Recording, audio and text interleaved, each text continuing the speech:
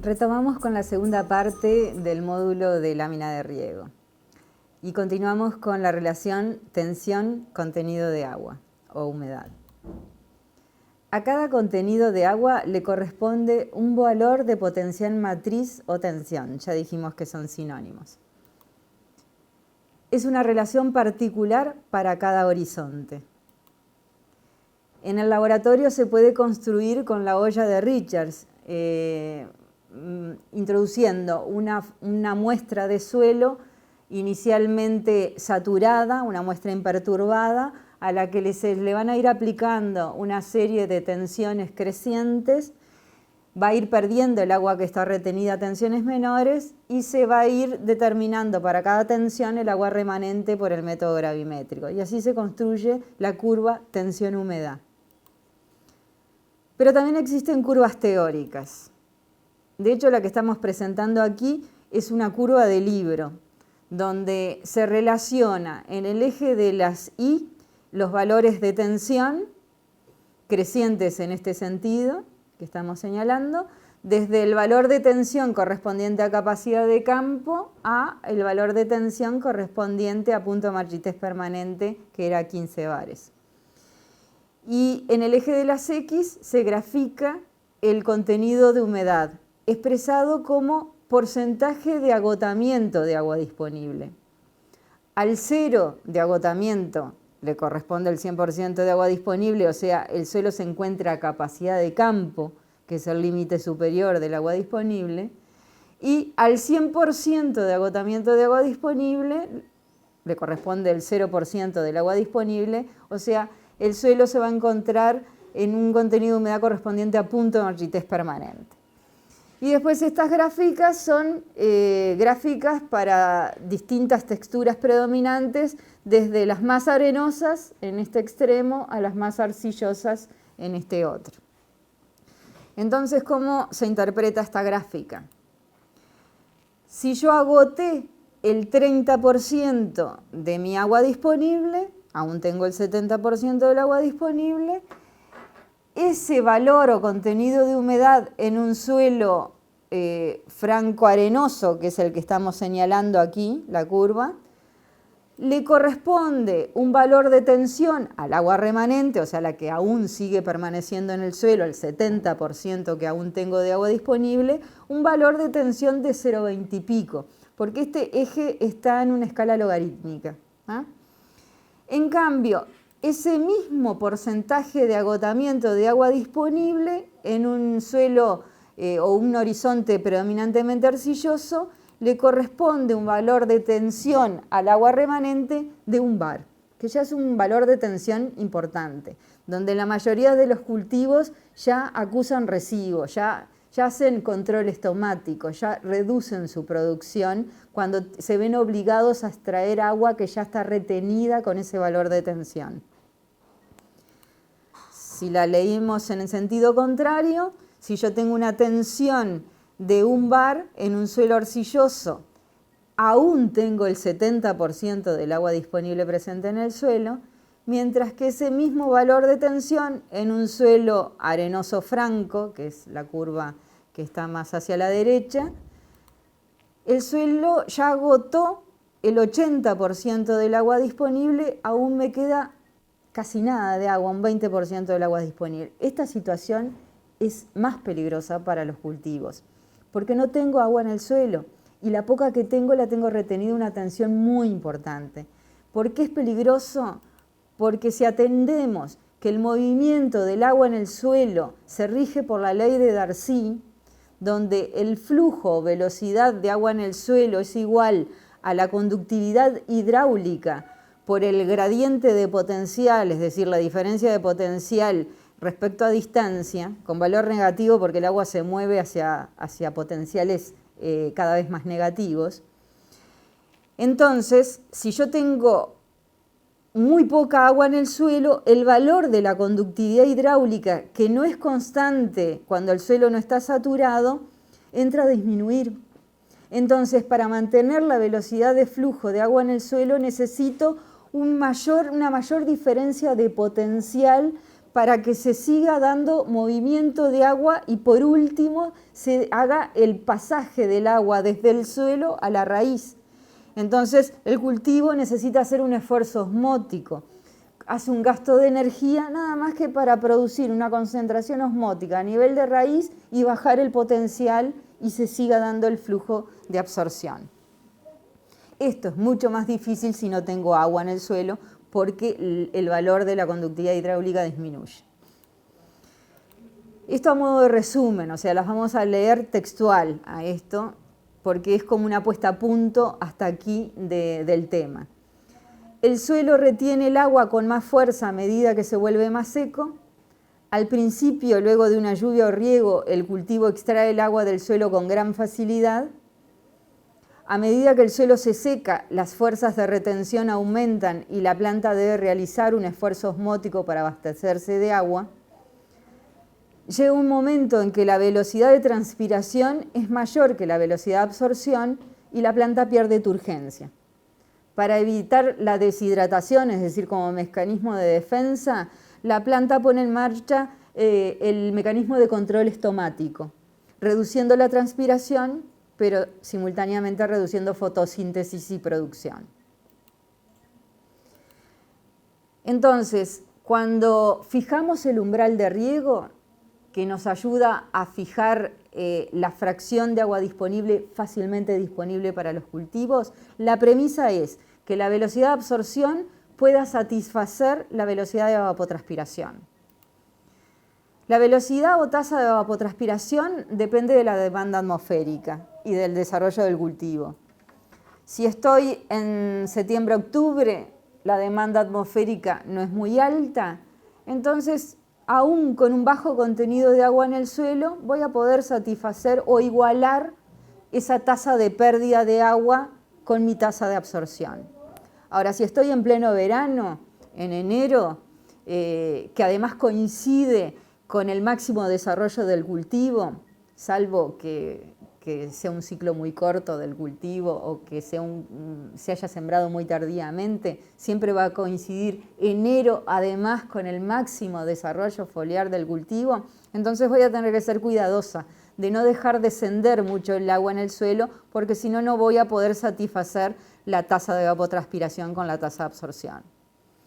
A su vez, la tasa de absorción va a depender de características propias del cultivo, tanto morfológicas como fisiológicas, y va a depender de la relación tensión-contenido de agua que rija en el suelo y de la transmisibilidad de agua que haya en el suelo. Entonces, generalmente se define el umbral para la etapa crítica del ciclo del cultivo, que corresponde con el máximo desarrollo y a su vez corresponde generalmente con la máxima demanda atmosférica, y se usa ese mismo umbral para manejar el riego durante toda la temporada. Aquí vamos a presentar una de las varias tablas de umbrales de riego.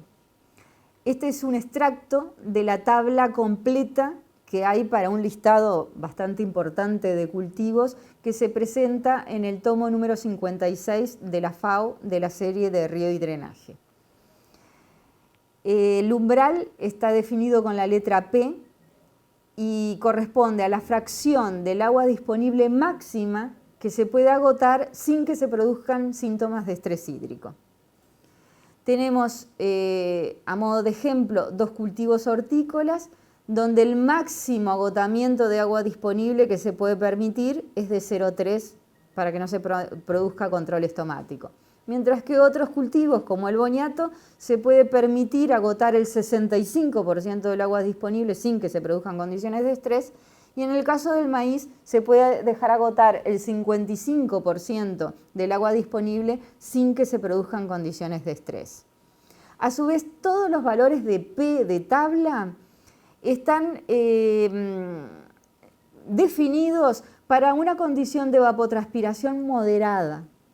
Ustedes todavía no tienen noción capaz de magnitudes de evapotranspiración, porque eso corresponde al segundo módulo, pero una condición de 5 milímetros por día de evapotranspiración es una evapotranspiración moderada. se pueden llegar a valores de 6, de 7, de 8 milímetros por día.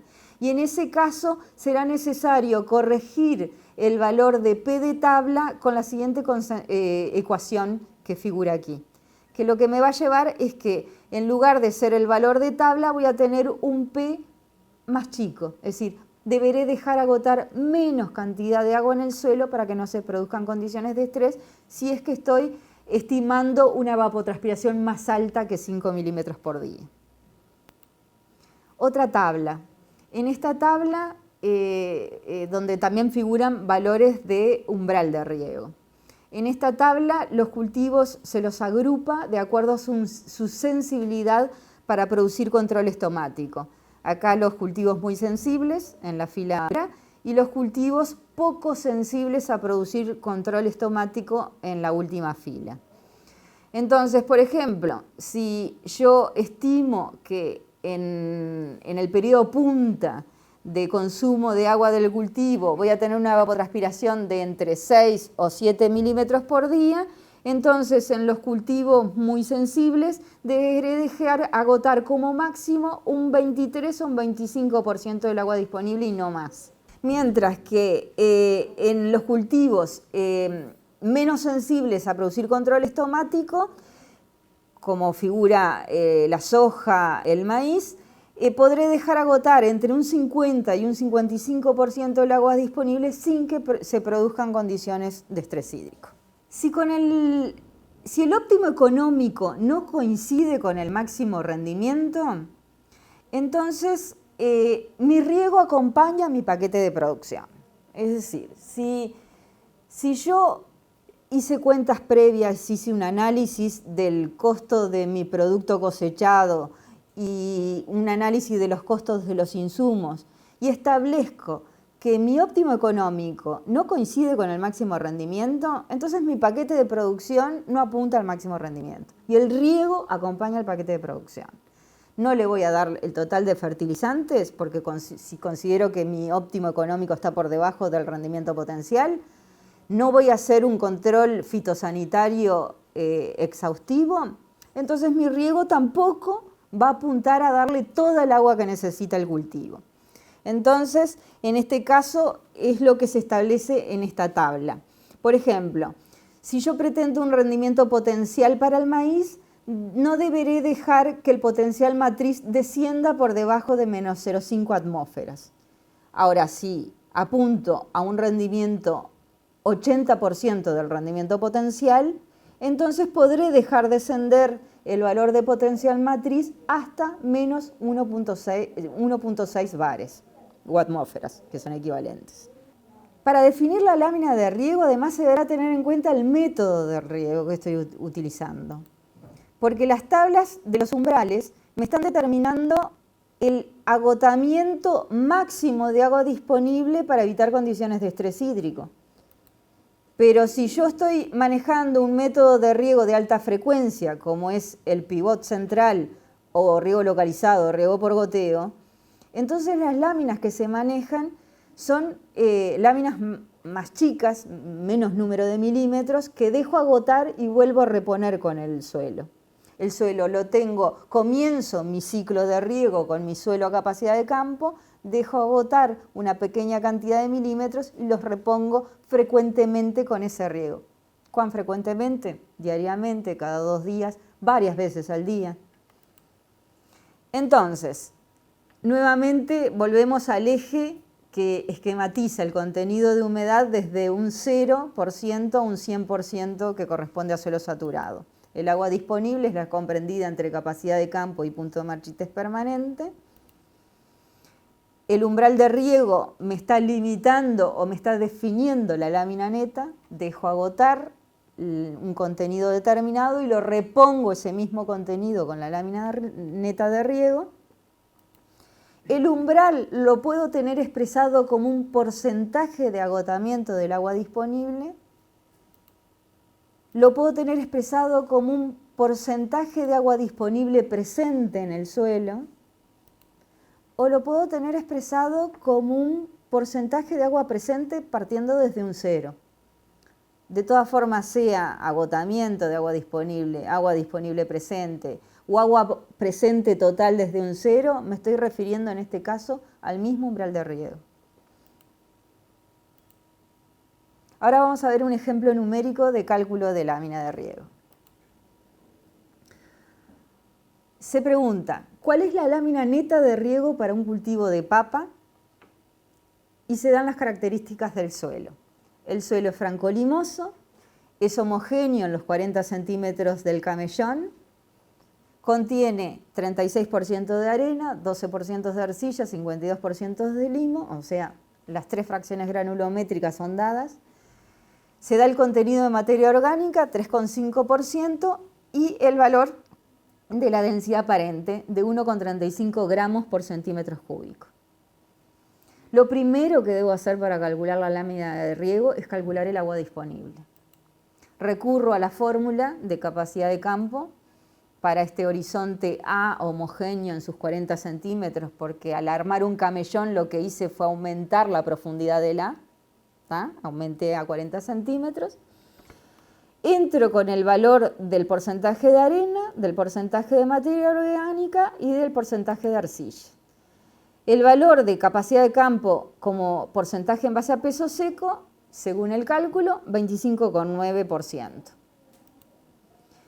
Con este valor calculo punto de marchitez permanente en base a peso seco, es este valor por 0,74 menos 5, me da 14,2. La diferencia entre capacidad de campo y punto de marchitez permanente es el agua disponible. Hasta ahí tengo el resultado como humedad en porcentaje en base a peso seco. Lo multiplico por la densidad aparente, que era 1,35, y tengo los milímetros cada 10 centímetros. Lo multiplico por 4 y tengo el agua disponible total en los 40 centímetros de profundidad del suelo.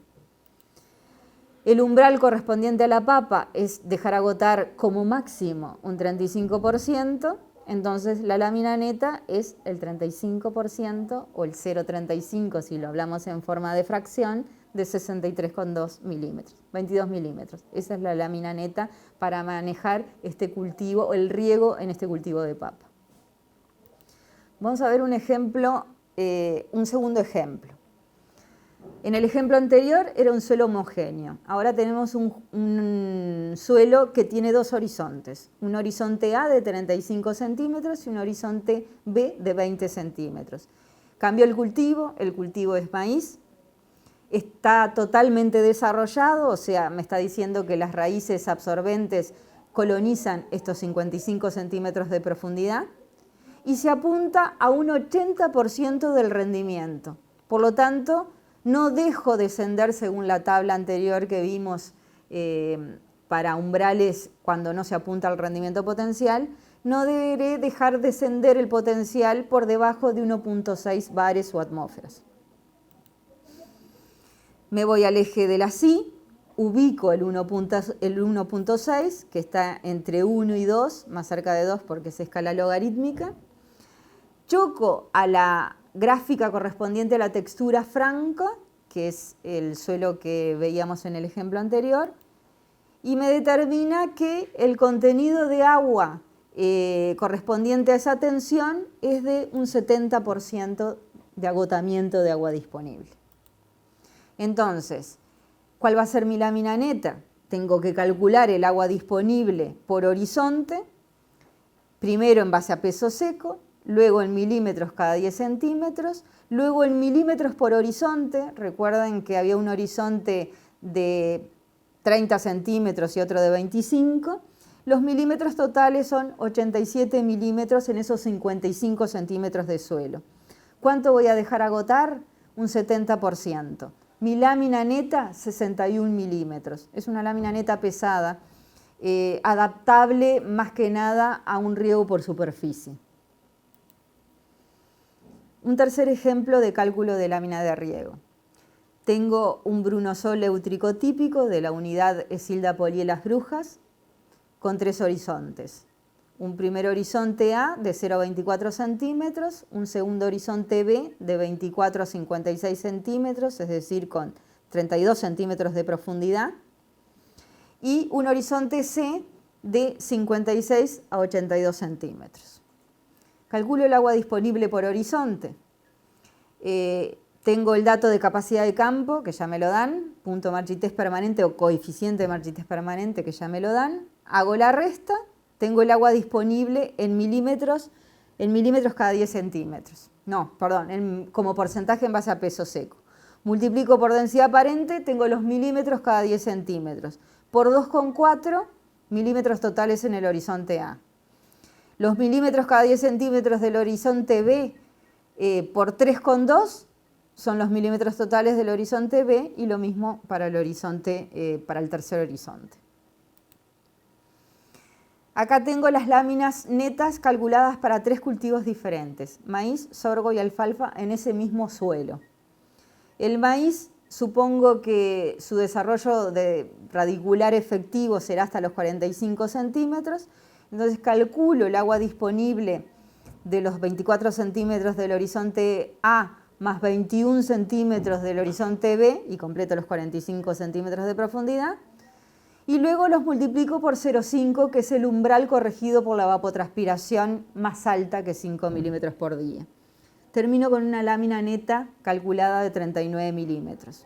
A su vez, para que efectivamente estén los 39 milímetros disponibles para el cultivo, yo debo aplicar una cantidad mayor de agua de lámina, que es la lámina bruta. ¿Cuánto mayor? Va a depender de la eficiencia de aplicación del método de riego. Si el método de riego es riego por superficie, una eficiencia de aplicación acorde al método de riego es alrededor de un 60%. Eso se puede medir luego en campo. Entonces debo aplicar una lámina de 65 milímetros bruta para que efectivamente estén los 39 milímetros netos para este cultivo de maíz. El sorgo y la alfalfa profundizarán más, el agua disponible abarca los 2 primeros horizontes y los umbrales son esos, me determinan una lámina neta correspondiente para sorgo de 52 milímetros y 47 milímetros para alfalfa, y las respectivas láminas brutas. Siempre que yo calculo una lámina neta, cuando comienzo el riego me conviene chequear con taladro para comprobar si estoy mojando la humedad que a priori yo pretendo mojar. En un cultivo anual, la lámina debe adecuarse al crecimiento radical del cultivo.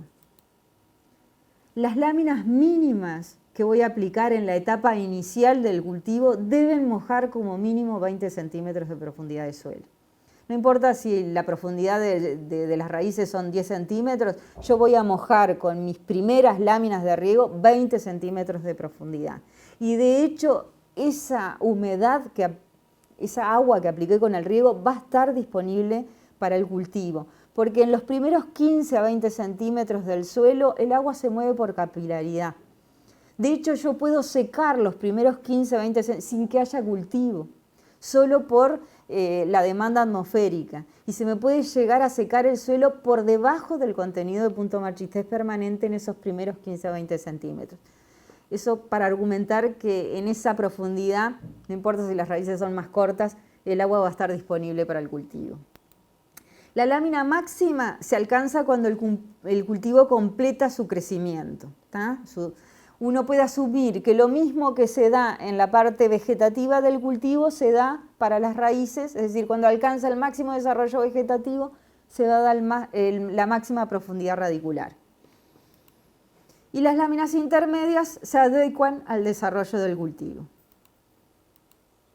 Entonces, si yo asumo que lo mismo que pasa con la parte vegetativa del cultivo pasa en profundidad con las raíces, cuando se dé el máximo desarrollo vegetativo, se dará la mayor profundidad de las raíces, lo único que las raíces se mantienen constantes, no se encogen, mientras que sí, la parte foliar del cultivo tiene una senescencia, una caída. Puedo asumir, si no tengo otro dato que me dé más información, que la variación de la profundidad radicular se da en forma lineal desde el cero, desde la profundidad de trasplante, si en el caso que sea un cultivo trasplantado, hasta el máximo desarrollo o profundidad de las raíces. O sea, puedo asumir un crecimiento lineal. Entonces, en referencia al ejemplo del suelo número 3, el ejemplo de cálculo de lámina de riego número 3, que era para un cultivo de maíz. En el primer mes los riegos deberán mojar 20 centímetros de profundidad y la lámina, si hago cuentas de agua disponible en esos primeros 20 centímetros, será de 21 milímetros para el cultivo de maíz, usando el umbral de riego para el cultivo de maíz. En el segundo mes, la raíz tendrá una profundidad intermedia entre 20 centímetros y 39 centímetros, que se alcanza en el día 31 y 60 respectivamente del ciclo. Eso lo saco por regla de 3, porque estoy asumiendo un crecimiento lineal. Entonces, 45 centímetros de profundidad se alcanzan en 70 días, los 20 centímetros se alcanzan en los 31 días, entonces en el segundo mes la profundidad será intermedia entre 20 centímetros y 39 centímetros alcanzados en el día número 60. La profundidad radical media de ese segundo mes será de 30 centímetros y calculo la lámina para el agua disponible en esa profundidad, multiplicada por el umbral, 29 milímetros. A partir del día 70 y hasta el final se mojarán los 45 centímetros de profundidad. Y hasta aquí llegamos con el módulo de cálculo de lámina de riego para continuar luego con el segundo módulo.